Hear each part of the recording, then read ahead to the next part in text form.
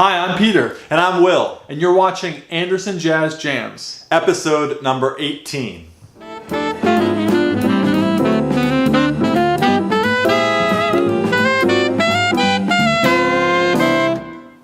This channel is sponsored by our generous Patreons that give as little as $1 a month, and you can find the link in the description below.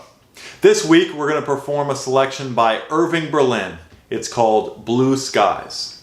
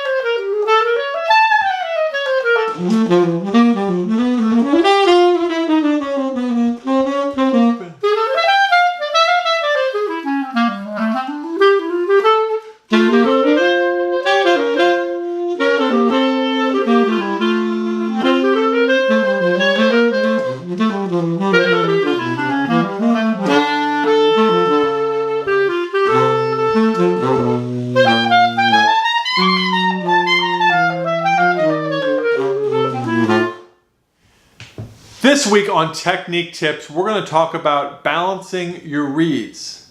Now, every reed that you're going to pull out of the box is not perfect, and I've developed a technique to keep these reeds in top playing shape, or when you find a reed that doesn't work, how to get it to work.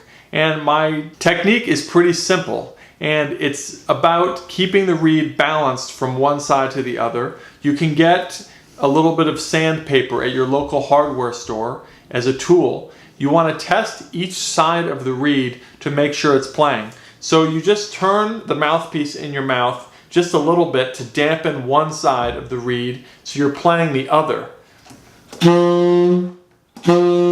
This way you can figure out which side of the reed is playing freely and which side is maybe a little bit stuffy. Then you take a little bit of the sandpaper and gently wear off a little bit of wood on either side until each side is playing freely. And then when you go back and play normally, you'll notice that the reed is playing a lot more free blowing and better. So just to recap, if you have the mouthpiece in your mouth and you turn it to one side, the side of the reed that's down or pushing down on your lip more is going to get deadened.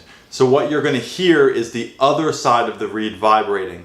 So if you turn it one way and it's a little bit too hard and it's giving you too much resistance, that means the side of the reed that's up higher in your mouth needs to be shaved down a little bit.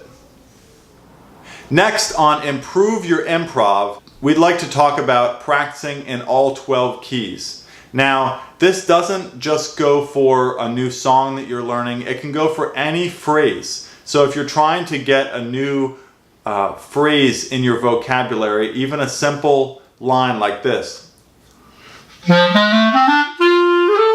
and it's something that you really like to play, it really makes you feel good, and it makes the other musicians that you're playing with feel good. It's really an important technique to have this under your fingers and your ears in all 12 keys. Because if you don't have the muscle memory in your fingers to play this line, it's really going to be hard to play it on the fly when you're hearing it for the first time when you're soloing. So a good way to do this is take it through the cycle of fifths.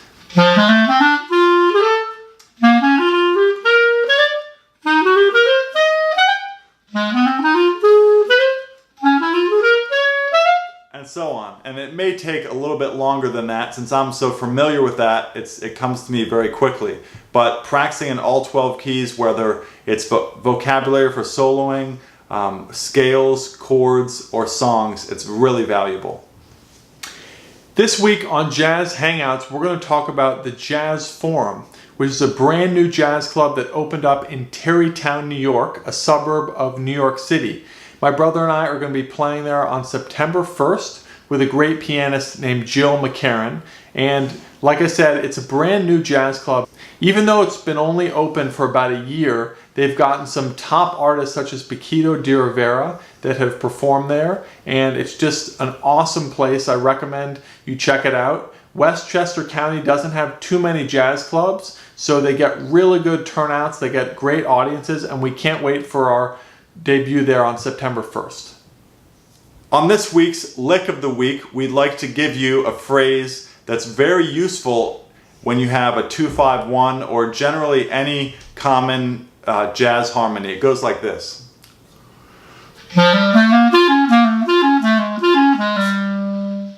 And you can play that in all 12 keys. It's really useful when you're in a minor key or a major key on a 2-5-1.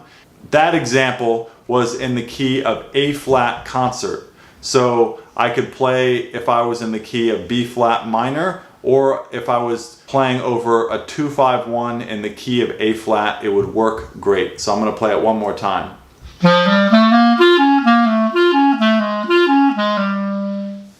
This week on Cats You Should Know, we're going to talk about a great guitarist named FELIX LEMERLE.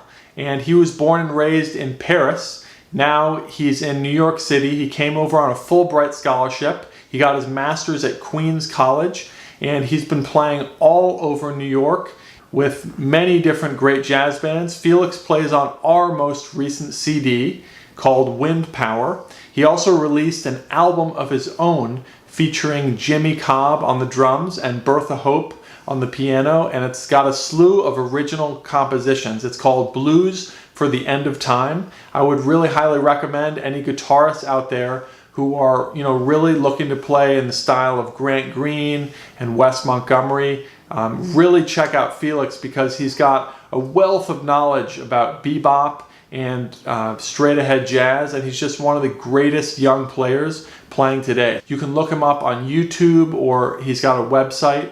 He was recently on tour in France, and he performed at a club, and another friend of ours who we mentioned last week, Veronica Swift, the vocalist, happened to be in Paris, and they performed together in Paris, so that was pretty cool. Also, we want to give a shout out to FELIX because he was recently accepted into Juilliard's prestigious Artist Diploma Jazz program. We're going to put all of our Patreons on the screen at the end of this episode because we really, really appreciate their support. They give as little as $1 a month, and they get great rewards like free CDs and concert tickets, and they can even request a song for us to play on this weekly episode of Anderson Jazz Jams. Last week, we performed a song that was requested by our Patreon, Tom Stefanik, and I think he requested Things Ain't What They Used to Be. So if you'd like to request a song that you'd like to hear, become a patron, and you could do that. We also want to encourage you to subscribe to our YouTube channel, click the notification bell, and leave a comment in one of our videos below. Thanks, and we'll see you next week.